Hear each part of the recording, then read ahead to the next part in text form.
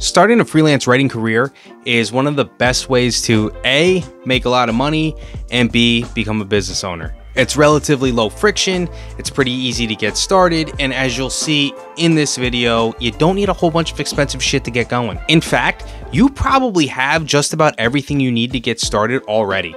But if you're feeling woefully unprepared, I will break down all of the things that I think that you need to start a freelance writing career in this video. So let's get started.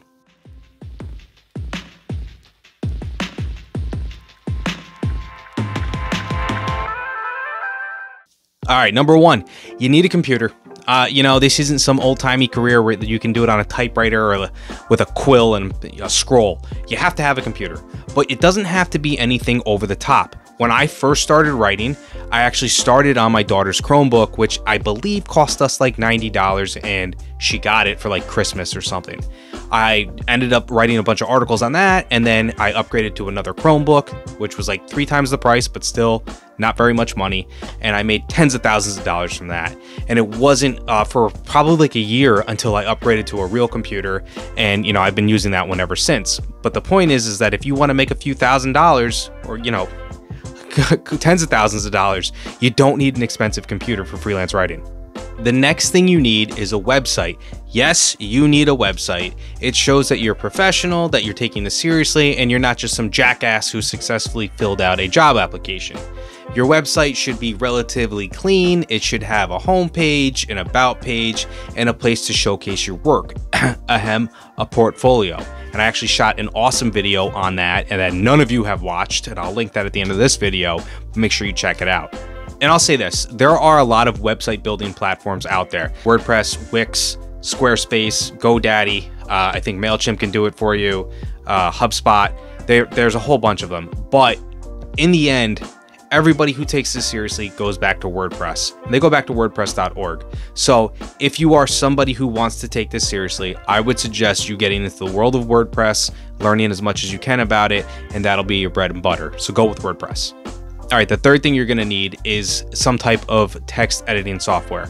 And, spell check works great in Microsoft Word and even Google Docs, but it doesn't do everything. So I also use Grammarly. Grammarly helps me catch a lot of the mistakes that spell check doesn't, and it even helps me check my tone. Sometimes I need my tone checked. What are you gonna do?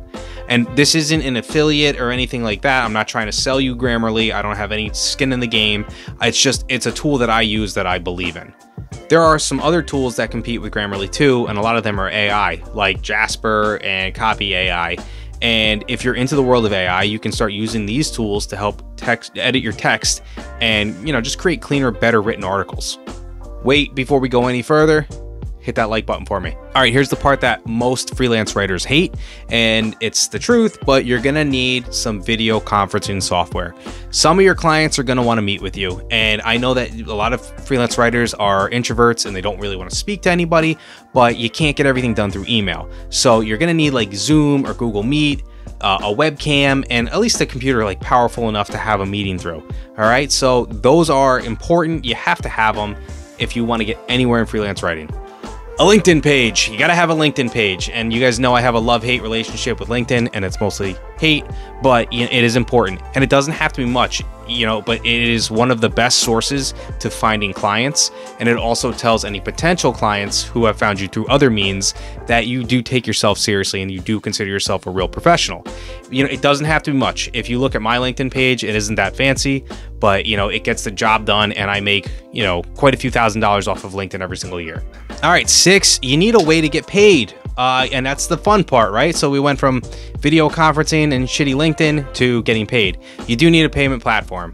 The easiest one to use, and the one that is probably the most accepted by most of your freelance clients, would be PayPal. You do pay a lot in fees, and that does kind of suck, but it is what it is. Some of your clients will allow you to set up ACH, which is like a direct bank transfer, and you don't pay any fees on that.